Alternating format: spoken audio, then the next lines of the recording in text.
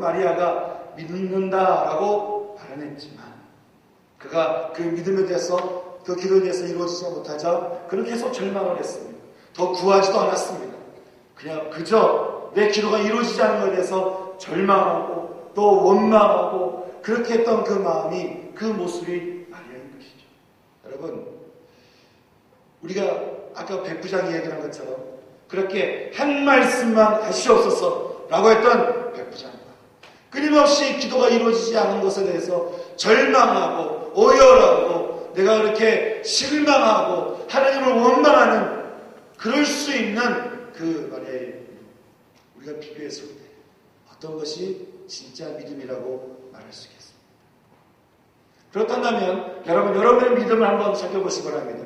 여러분은 어떤 믿음이 있으십니까?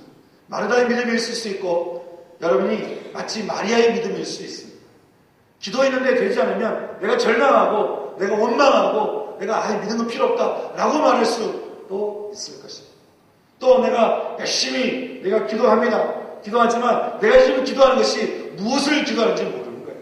열심히 내가 말은 하지만 내가 정말 이 기도하는 이것을 내가 믿음으로 지금 기도하고 있는 것인지, 아니면 내가 오랫동안 교회 안 했기 때문에 그냥 내가 이렇게 습관적으로 기도를 하고 있는 것인지, 그런 마르다의 믿음이 우리 가운데 있을 수 있습니다.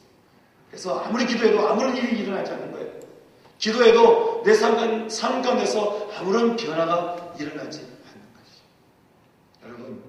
여러분은 어떤 믿음이십니까? 우리가 참 마르다의 믿음이든 마리아의 믿음이든 참 이 두 믿음 다 어떻게 보면 너무나 안타까운 믿음이라고 우리가 말해볼 수 있겠죠. 그러나 한 가지 우리가 생각해 볼 것은, 주님이 이런 믿음을 바라보시는 주님의 마음은 어떨까요? 주님이 어떤 마음으로 바라보실까요? 주님께서 바라보시는 그 마음에 대해서 성경은 또 이렇게 이야기해주고 있습니다. 말하기를 심령에 통분히 여기시고 또 민망히 여기셨다라고 말씀하고 있습니다.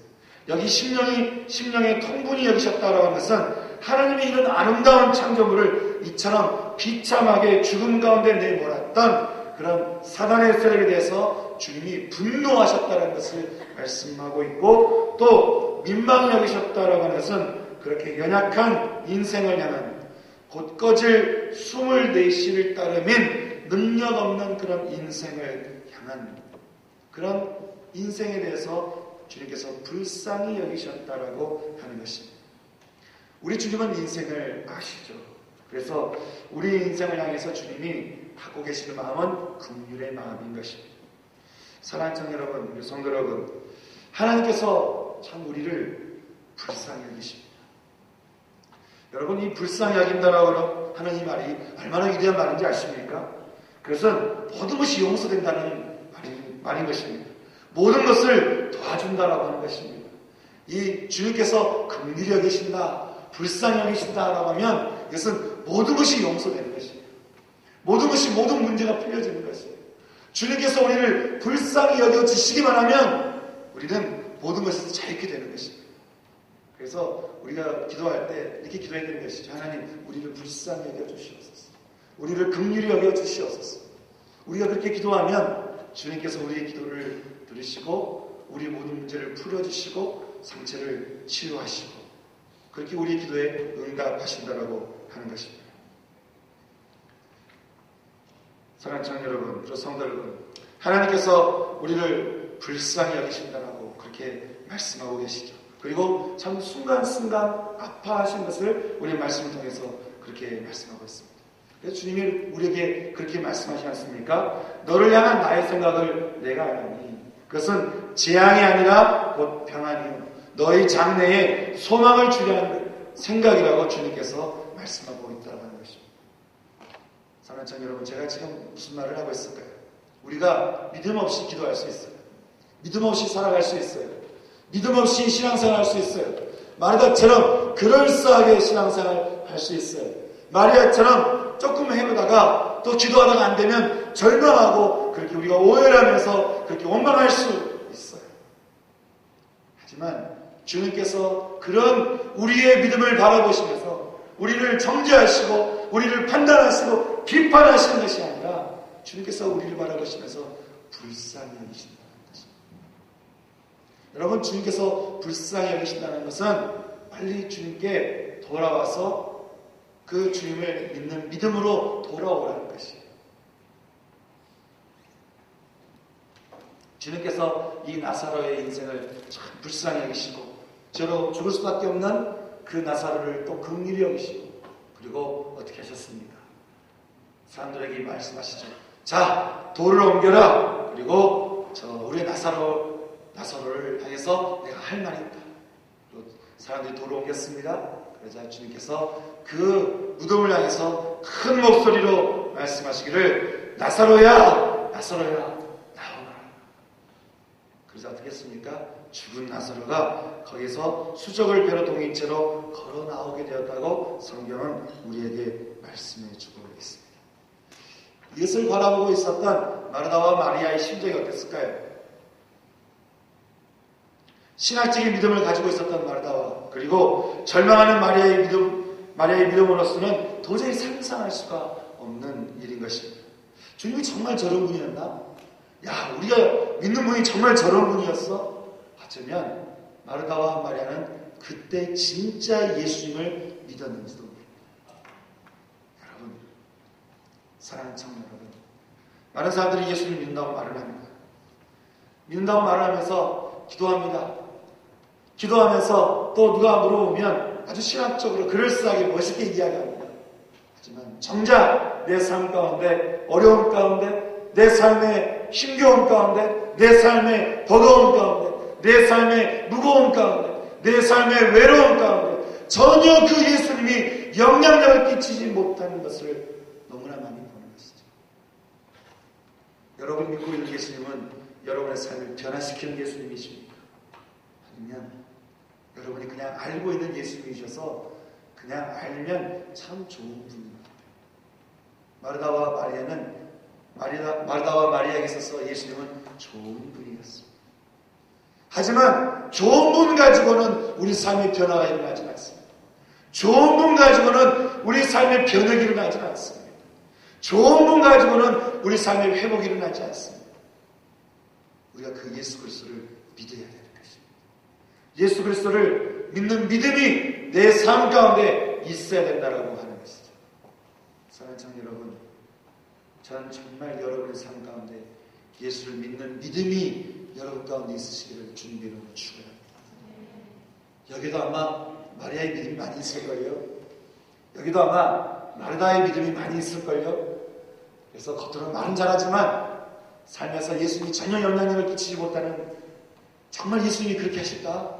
정말 예수님이 내가 직장 가고 대학 가고 결혼하고 내 삶을 앞으로 모든 삶을 살아가는 데 있어서 정말 주님이 아주 세밀하게 개입하셔서 다 주님께서 인도해 주실까? 내 삶 가운데에서 정말 마르다의 말처럼 주님, 죽은 지 나흘이나 지났습니다. 제가 나흘 지나면 어떤가 싶어서 나흘 지난 시체가 어떤 상태인가를 제가 막 뒤져봤어요. 그랬더니 이거는 뭐 끝났어요. 이거는 손댈 조차도 없어요.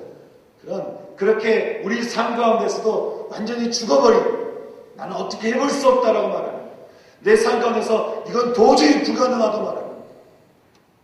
그 모든 것 가운데서도 주님께서 역사하셔서 그것을 고치실 수 있고 바꾸실 수 있고 회복시킬 수 있다라고 하는 그런 전지전능하신 예수를 여러분 정말 믿고 계십니까? 여러분 믿으신다면 주님께서 이렇게 말씀하실 것입니다. 너희 믿음대로 될지어다. 사랑하는 청년 여러분, 저는 오늘 당신의 믿음은 어떤 믿음입니까? 라는 주제로 잠깐 말씀을 나누었습니다. 우리가 언약의 말씀을 따라서 이제 우리가 약속의 땅을 가기 위해서 가장 중요한 것은 끊임없이 우리 마음 가운데서 이 믿음을 가지고 가야 된다고 하는 것입니다.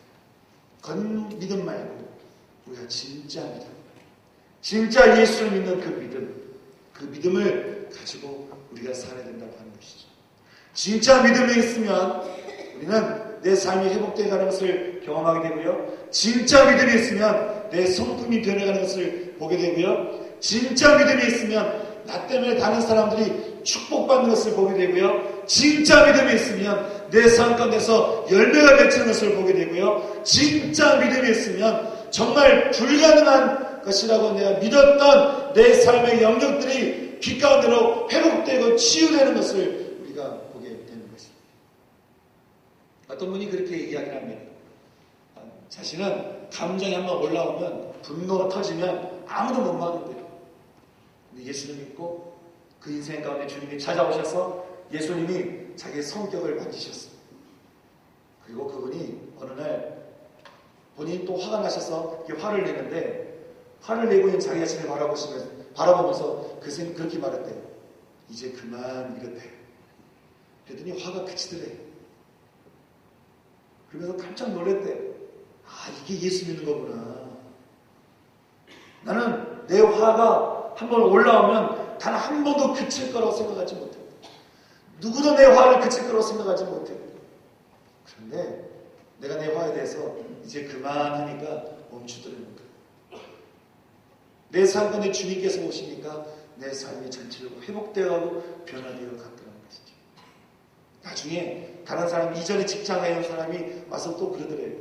당신 눈을 보니까 참 이상하더라는 거예요. 뭐가 이상하냐 그러니까 당신 옛날의 눈은 굉장히 날카롭고 그런 눈이었는데 굉장히 많이 변했더라는 거예요. 여러분, 그렇게 여러분 삶 가운데서도 분명히 변화가 일어날 수 있는 그런 예수 믿는 증거가 여러분 삶 가운데 있기를 주님의 이름으로 축원합니다.